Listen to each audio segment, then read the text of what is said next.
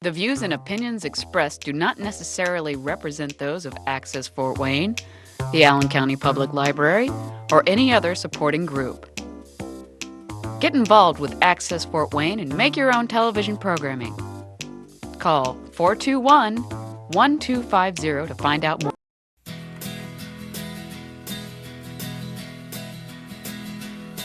Well, the midnight headlights blind you on a rainy night. Steep grade up ahead, slow me down, making no time. But I gotta keep rolling. The windshield wipers slap out of tempo, keeping perfect rhythm with the song on the radio. But I gotta keep rolling. Ooh, I'm driving my life away, looking for a better way.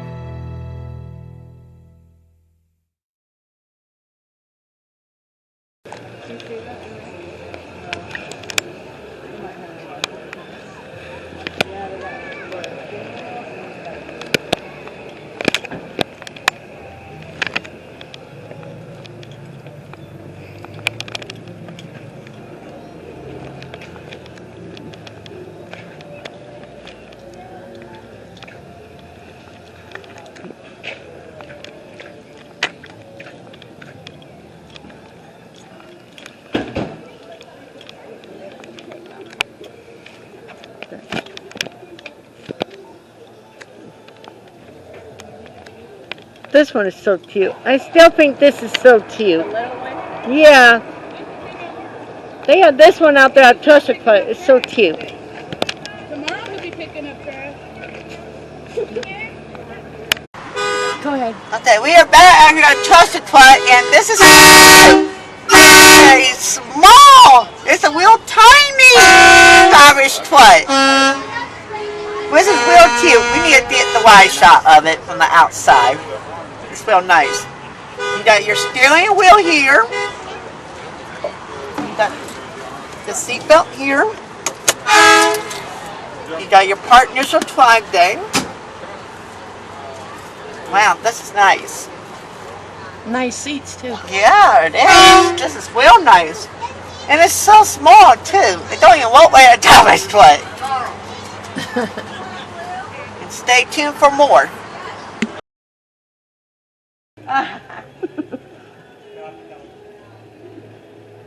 You're on. We are back out here at the open streets, and this is another garbage foot. This one is different. They have private seats on both sides. Yeah, that's right. This is Dublin. But it's neat. Stay tuned for more. I want to make sure when you're getting out of the foot, you go down backwards, not frontwards.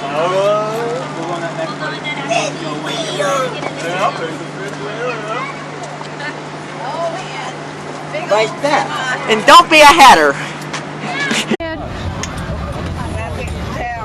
I'm going to keep this rolling because I want to see if you know how to get out the proper way. No, I don't. Yes, you do. And No, she did this in the other one too. She did that other one too.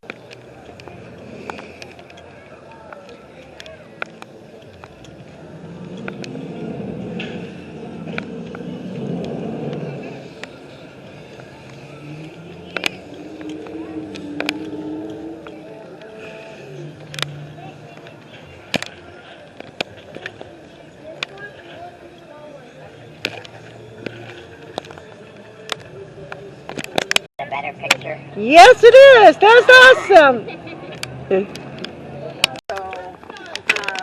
We're working on a project for the Cedar Creek. We're doing a watershed management plan to see what is affecting the water quality in the Cedar Creek. And we can use the water bugs as an indicator of what the water quality is.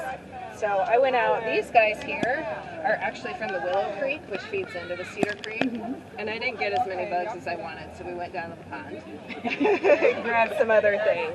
Nice. But, I mean, you guys know what those are. They look like tadpoles. They're tadpoles. Frogs are a good indicator of water quality because they're very sensitive to changes in the water system. We also have a giant water bug. That's actually his name, giant water bug. Not very creative. We've got a little fish in there. But over here, we've got, you know that guy? Crayfish? Yep. Oh, he's so cute.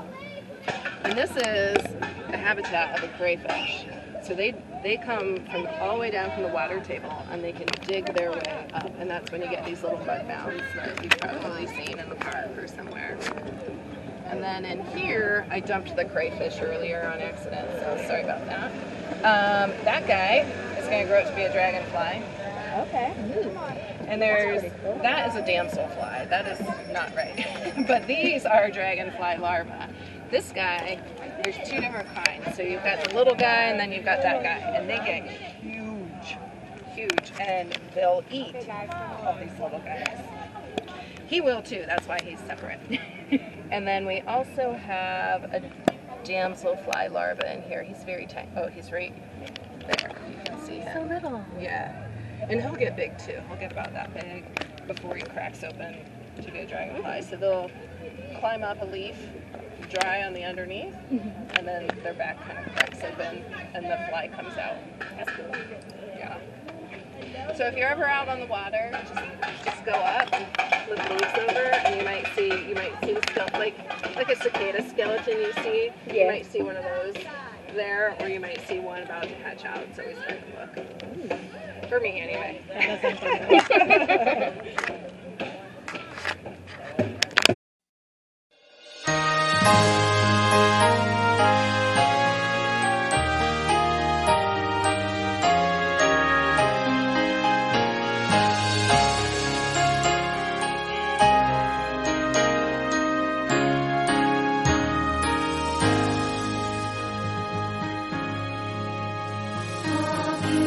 Beautiful for spacious skies, for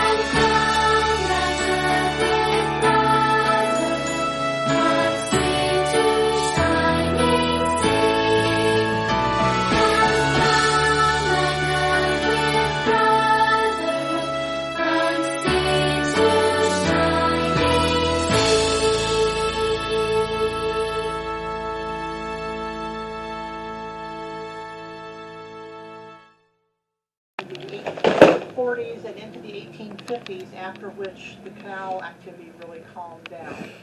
None of those buildings are still here because they were not what the insurance companies call fireproof. They may have been built of brick, but they were wood on the inside, and once they caught on fire, they burned. I have read old newspaper articles about fires that burned 3 blocks. Burned 3 blocks in this area. These buildings are relatively new enough that they are considered fireproof by the insurance companies. They're concrete on the inside. They have steel frames, and they are still here. Now, the oldest building on this block left on the landing is at the other end of it, on the south side, facing Calhoun Street. It's the Keystone Building where the prosecutor's office is. That was built in 1865. The other old buildings are on the north side, and they date from 1890 through 1917. They are fireproof, so they're still here. In the canal days, the buildings actually faced that way because the canal was where the railroad is now. But now they face Columbia Street, which before it was closed over there, went from here all the way over to the river, then continued on into what is now Lakeside. So there was this whole long stretch of Columbia Street, all of which was, related to the canal, and then over here. And it was just warehouses and businesses and wholesalers, all that kind of business. But this is what it is now. The landing has gone up, it's gone down, it's gone up, it's gone down, and this latest really very good historical preservation project and renovation project, it's really on and up now. And you can see it's beautiful, people love it. A little girl on that last group, her dad painted the bison mural. Oh, nice. So that's really cool. Yeah. And because Fort Wayne has always been a transportation hub, first with the portage, then with the canal, then with the railroads, and even now with still railroads, but also highways, Fort Wayne needed what? Hotels, because there were people coming and going. So one of the themes while we go down this part of Harrison Street is kind of a hotel row. Yeah. On the middle of the south side of the landing was a big hotel called originally the Wayne Hotel. It was like 5 or 6 stories tall. Its last owner called it the Rose Marie, and it was destroyed in an arson fire in 1974. That parking lot is the site of the Randall Hotel, which was another 6 or 8 story hotel, and it was there, and it has been destroyed. Not that building where the parking lot is. And now today we've got a new hotel. The black and white building down there is the Bradley. That's a new hotel that's being built there. So it's still kind of got the theme going. And we'll talk about some more hotels as we go on down here. But Fort Wayne has always been a place where people come and go and they need a place to stay while they're here. So we've always had plenty of hotels. And this is one of the streets that had a lot of them. Yeah. Because the nickel plate station was pretty close here. And the Pennsylvania station is right down the street, so this was an easy place to get from your train to your hotel from.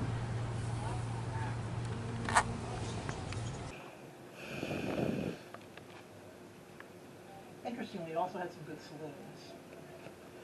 Where the Bradley is, on the corner, on its Main Street corner, at 1909 there was a saloon there that had a very famous murder, and with a really story, and the prosecutors brought the mauled skull of the victim into the courtroom as part of proving how the murder happened. And during Prohibition, another block down, there was one of the Fort Wayne's many speakeasies. It was in the city directory as a soft drink and candy shop, but that was pretty much code for speakeasy. And there was one night there was a big raid in town. That was one of the many places raided. Also a place on Lower Huntington Road, and someplace in Wayndale, and that place was raided too. So South Harrison Street has a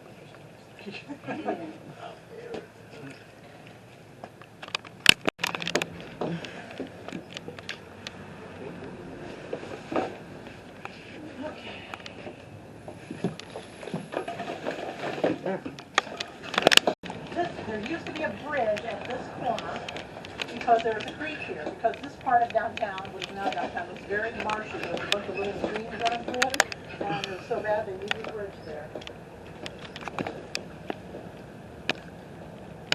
At this corner, pardon me, I'm looking on it, at this corner. And if you stand down at the library plaza and look this way, you can see the street goes down, then back up. It's faint, but you can see it. And it looks like it's all dried up and it's gone, but it's really not. It's still there, it's just underground. And it is why the engineers who built Parkview Field had to put in a system of pumps underneath the outfield, because otherwise the grass would drown. Also, the library has pumps down in its basements, because they help to keep water out there.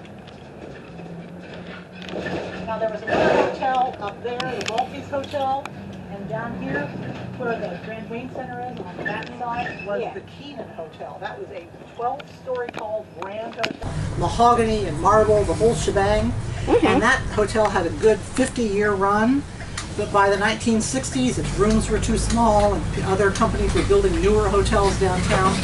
And in 1974, the same family still owned it. They decided, we give up, this isn't working. There had been some fires and some problems. And 300 pounds of explosives later, boom, it was down.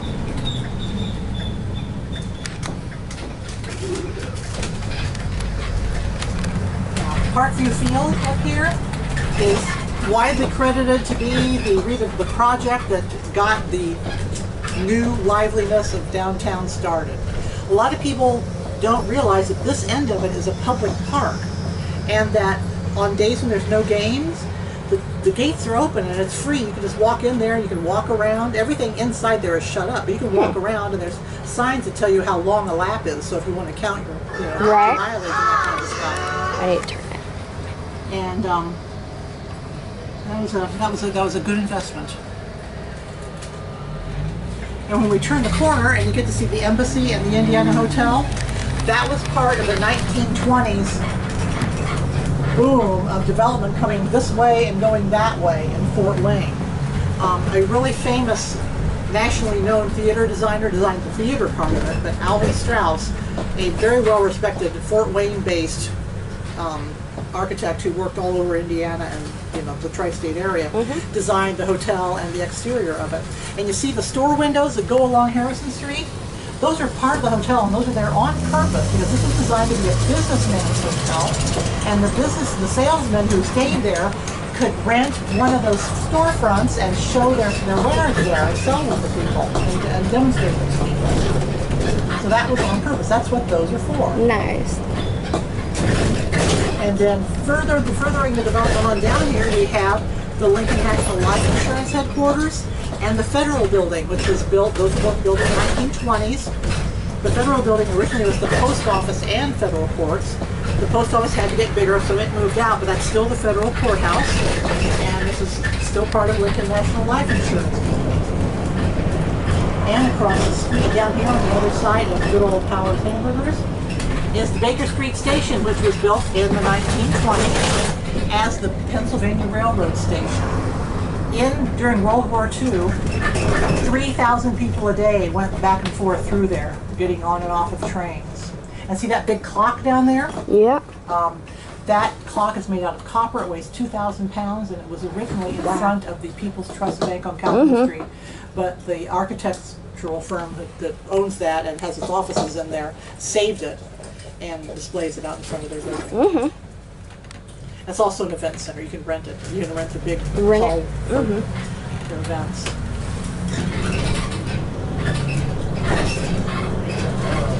Okay, now if we go under this railroad elevation, that's the Pennsylvania station. The Wabash Railroad passenger station used to be on the other side of the tracks, but that's been torn down. And as we come out here, we are entering the neighborhood that was known as Irish Town. In the 1830s, a lot of Irish immigrants came to Fort Wayne, and they dug the Wabash and Erie Canal. And they lived in this neighborhood from Fairfield over to about Calhoun and maybe Clinton Street. And this area became known as Irish Town. And that is why, as we come down here, we'll see that it has St. Patrick's Catholic Church. But by the 1920s, when the Irish Townness was waning, here's a building that was built to be a car dealership. The man who built that hired an architect, built this place. Remember, this is when the Embassy and the Federal Building and the Lincoln Life were there. That man probably thought the world was coming his way when he opened his car dealership there. Do you mind making sure we stop at Butler for me? Okay, we need to stop at Butler. Butler, yeah, pass it. Oh. No, I think we're almost. Yeah, I think we should almost be there. That was the second stop, so the third. Yeah, Butler should be up here. And anyway, there's St. Patrick's, and that was built from 1890 to 1917. This is because it's the church, it's a school, it's a lyceum, it's a rectory. And then gradually, the Irish town, so this was kind of the other side of the track sort of neighborhood, because the Irish were not well-to-do. But then, well-to-do people started moving in here and building beautiful big houses. And that have pillars and towers and beautiful porches and fancy windows and things like that. And then you get, Simpson United Methodist Church being built as a neighborhood church. You said Butler? I think we passed it already. Yeah, I because think there's so. Pontiac. Sorry. I'm facing the wrong direction to see the signs. I'm sorry. No, it's all good. Do you want to ride around again? Do you want to ride around again? We'll drop you off next time. No, I'm trying to get to the show that's going on at Welch's, so I'll just maybe hop off at Pontiac. Okay.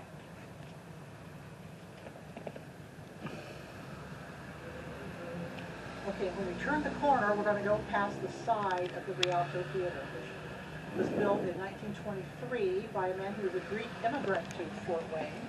He had owned the Broadway Theater, but he sold that to build this. And it was designed by Alvin Strauss, the regional architect. There it is, and it was thought to be, praised as very beautiful. And Marilyn Maxwell, who became an actress and is from Fort Wayne, before she was an actress, she worked as an usher here. And Mr. Heliotis also owned the building north of here, and this is. Thank you. Thank I'll you. try to hop on it. Love to hear the rest Sorry, of we it. missed it. No, it's all good. And he owned the building north of here, and it was the Rialto Furniture Company. At one point, I think were they talking about reopening that sometime? Well, a lot's been talked about it. Yeah. It's privately owned. It's a local historic district. It is protected. She's just watching out for the right next thing to do. I mean, theaters are a challenge. Oh, yeah. But it's protected. So anyway, the Harrison Street neighborhood developed, as residential and then commercial, kind of a mix of that. The neighborhood we're going into developed as residential. The north part of it developed with the very oldest part of Fort Wayne, back in the 1830s and 40s and 50s. And then the south part of it developed, same times as that, with, after the Civil War, and then into the 20s and then 30s and 40s. But this neighborhood has something that neighborhood doesn't. I'll tell you about it after we turn the corner. So.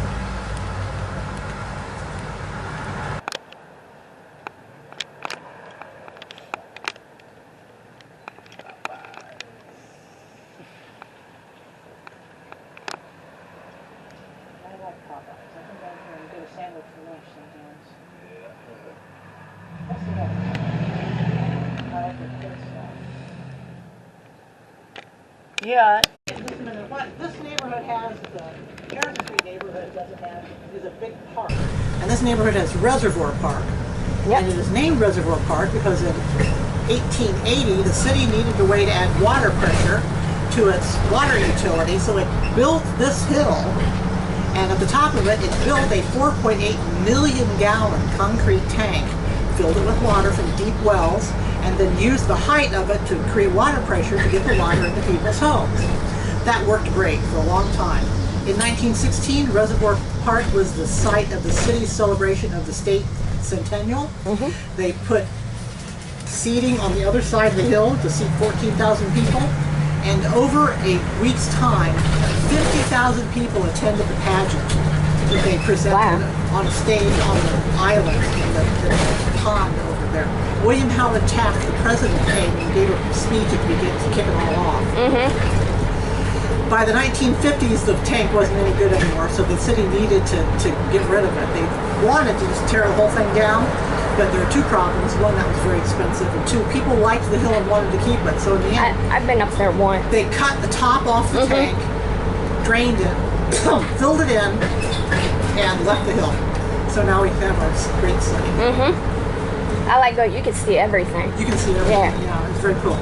Okay, see this elevation here? Yeah. Nobody ever talks about this, and they talk about the north one because that was a problem. That wasn't finished. The north one wasn't done until 1954. This one was finished in 1923. Wow. So by the time we had cars, basically, this was elevated. It was never an issue down here. Now, and the Pennsylvania Railroad did that. Now, from here where the post office is, about 3 miles that way was the Pennsy Railroad shops. Huge industrial complex that built hundreds of locomotives and thousands of railroad cars for the Pennsylvania Railroad.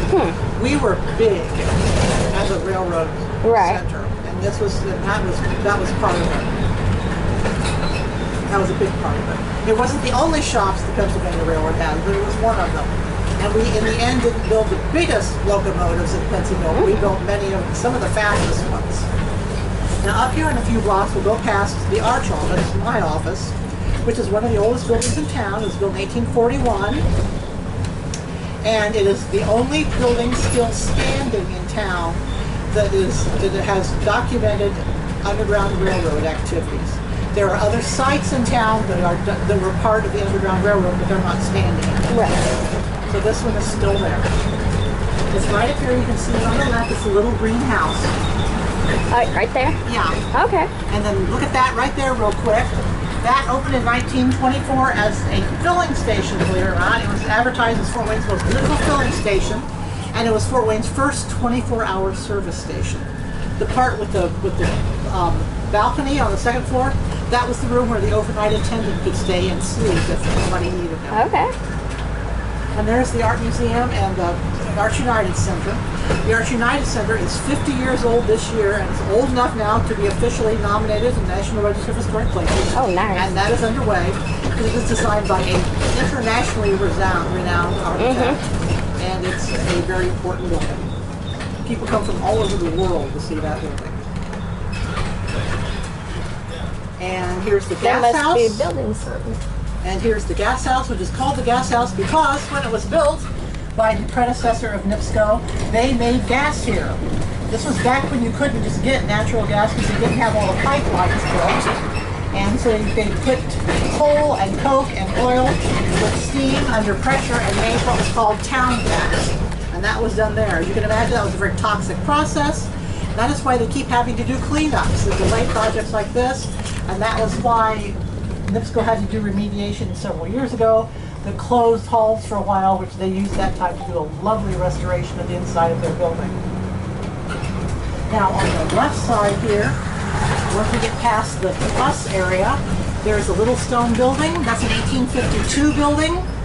That was on the north side of the canal. That is John Brown's stone warehouse. He's a stone mason, and he would get his materials off the canal, and obviously his building showed what he did, and he would get his materials, do his thing, and sell his materials. This side of the road was known as the jail flats, and it was where Fort Wayne did its hangings, which were a big deal back then. And people would come from all out in the countryside to watch the hangings, which I totally don't understand, but they did it. So anyway, there that is. And now we're pulling around, and we're back. Yeah. Good ride. Dancing and passing through. Let's dance. Record me as I'm dancing on my bike.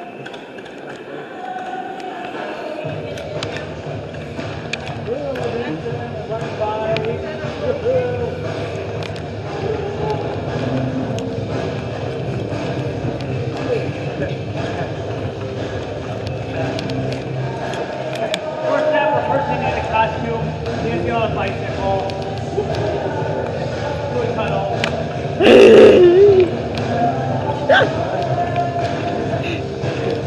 The first in the world, making TikToks now.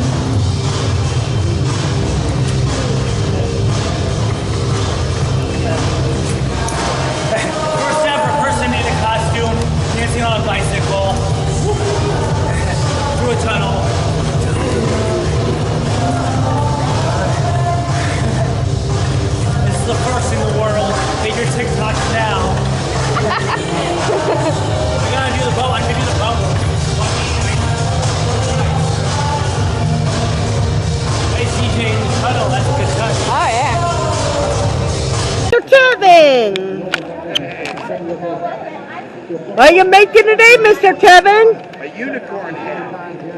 Hey.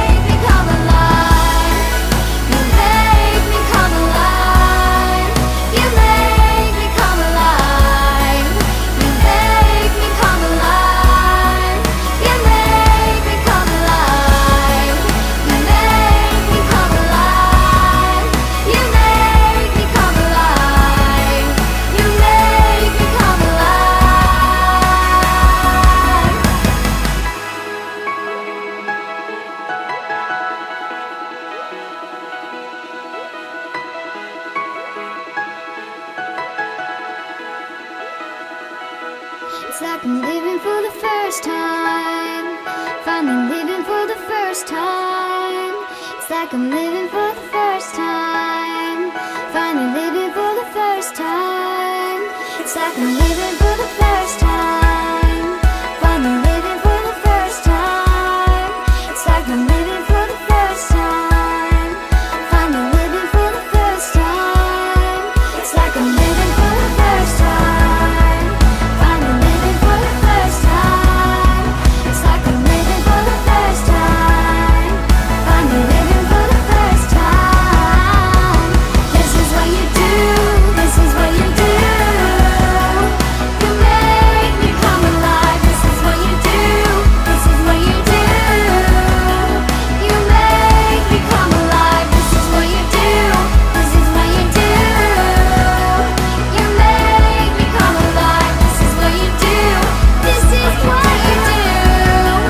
You make me come alive.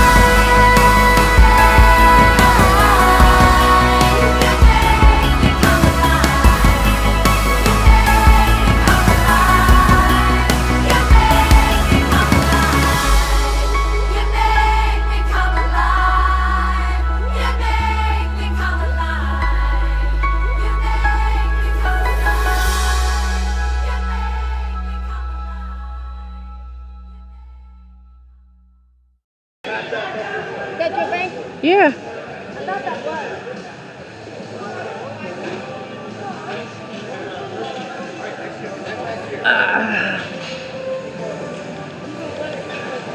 Let's see what you got. Race. Lawnmower race. That would be awesome.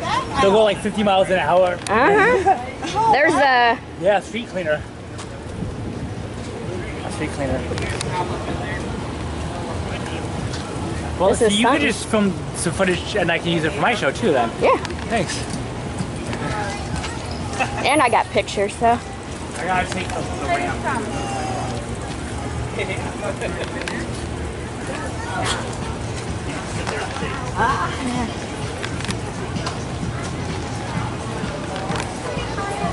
Look, here I am trying to eat this. Walk my bike.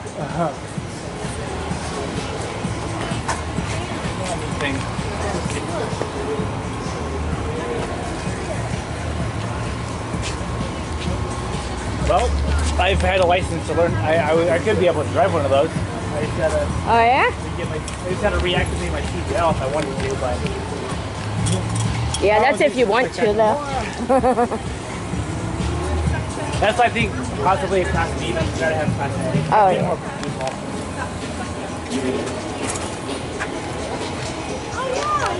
Yeah, 15-ish minutes.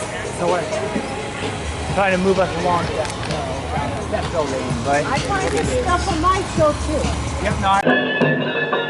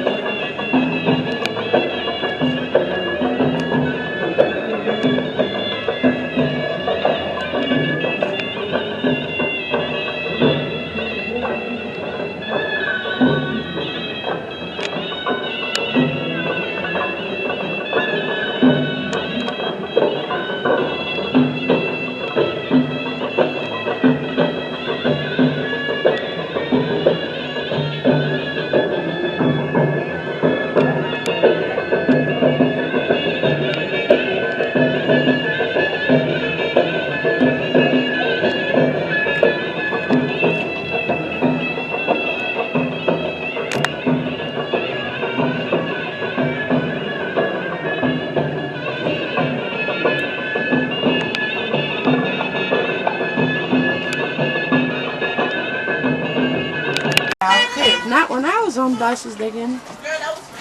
Yeah, see, they got cameras now. Yeah, they really got it. Watch what's going on. In case you act up. Yeah. That's right. We were actually in the school bus, and oh my God, this is the first time I sit up here in ever. This has always been busy. I never did do it. And here's the horn. Wes and his horns. There's the radio and everything. Yepper. Wow, this. And they had everybody actually has seatbelts on this bus. Mhm. Oh man, this is nice. And stay tuned for more. Check this out. We got somebody using the sample for us. Alright. Cool. Well, looky here, people. We have someone sitting in an actual seat. There you go. And he's all hooked up and ready to go. Alright, you ready to go see another one? Well, Yeah, that was the street department.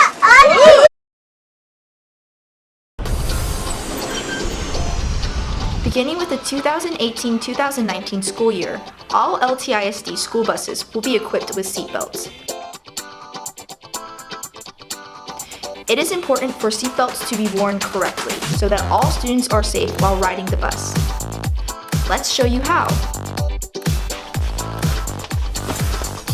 First, click, then tug and snug. That's right, just click, tug, and snug. Great job! Make sure to stay buckled in for the entire ride. In an event of a crash, wearing your seatbelt may prevent serious injury and can even save your life. Remember, as soon as you board the bus, make sure to click, tug, and snug. Safety first.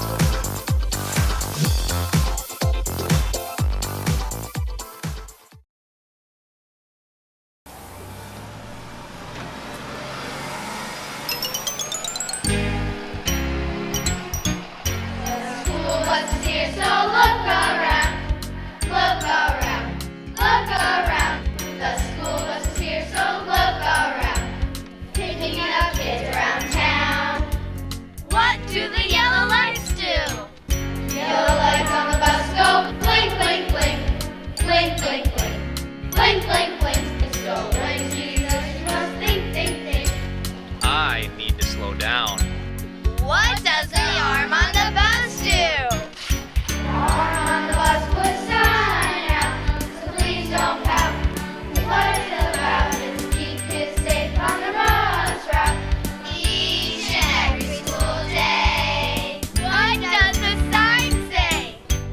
Sign says stop, don't go around. You look like a clown, and everyone around. When the sign is out, don't just slow down. You must completely stop. What if there's a median? The opposite lane with the median. No need to stop, but please still watch. The rules have changed, but then again, we want to keep kids safe. What did we learn? The buses are here for the school year. So make sure you think, slow down for the blink. When the sign goes out, don't move about. Please stop your heart. This message is brought to you by the City of Burnsville. For more information about traffic laws and bus safety, please visit www.burnsville.org/traffic.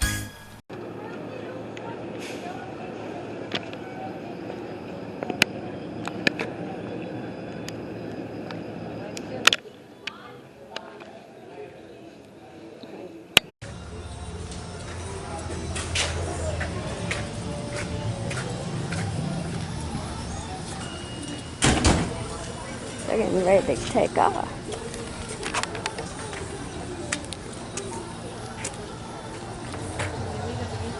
This one's so cute. I still think this is so cute. The little one? Yeah. They have this one out there at Traffic, but it's so cute.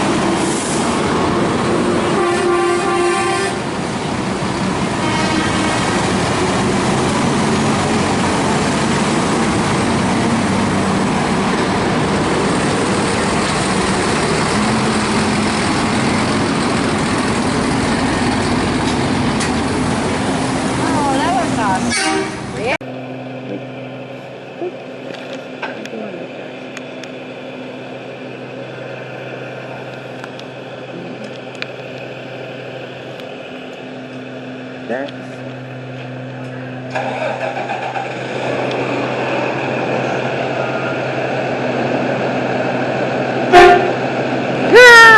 awesome.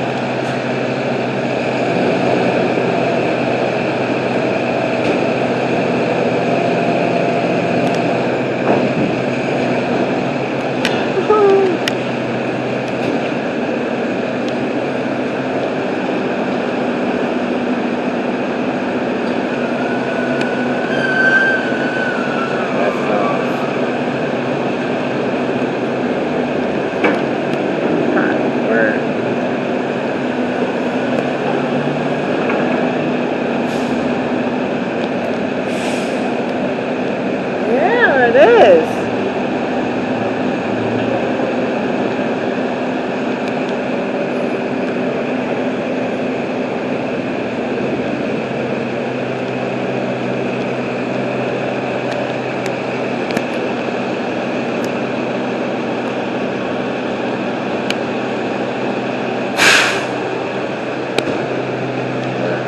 Get them home, right?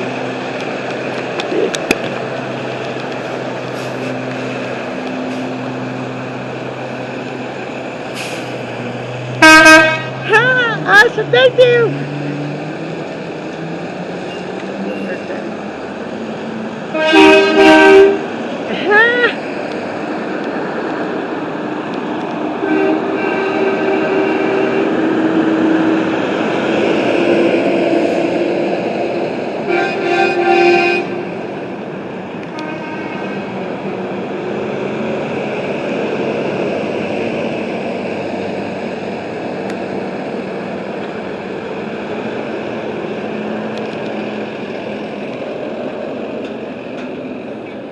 Oh.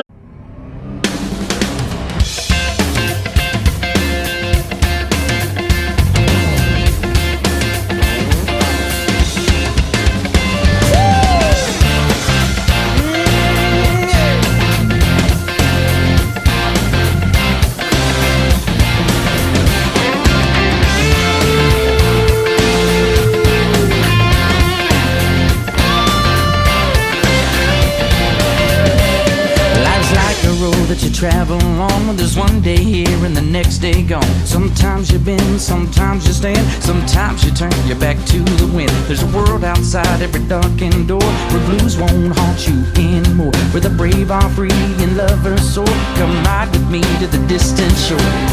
We won't hesitate to break down the garden gate. There's not much time left today. Life is a highway, I wanna ride it all night long. If you're going my way, well, I wanna drive it all night long. Through all these cities and all these towns, it's in my blood and it's all around. I love you now like I loved you then. This is the road and these are the hands. From Mozambique to those Memphis nights, the Copper Pass to Vancouver's lights. And knock me down and back up again. You're in my blood, I'm not a lonely man. There's no road I can hold, a road so rough, this I know. I'll be there when the light comes in, to tell her we're survivors. Life is a highway, but I wanna ride it all night long. Woo! If you're going my way, I wanna drive it all night long. Gimme, gimme, gimme, gimme, yeah. Life is a highway, but I wanna ride it all night long. Yeah. If you're going my way, I wanna drive it all night long. There was a distance between you and I.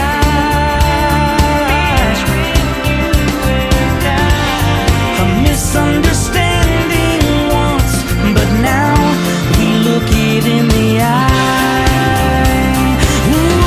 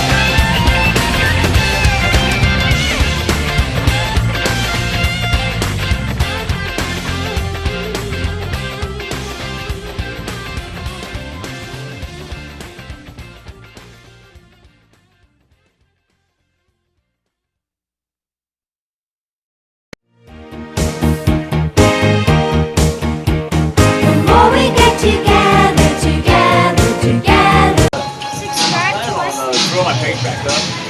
The more we get together, the happier we'll be. 'Cause your friends are my friends and my friends are yours. Hey, this is Jeff Landis, and you are watching Access Fort Wayne, where we have access to entertain you. Stay tuned. Enjoy the show.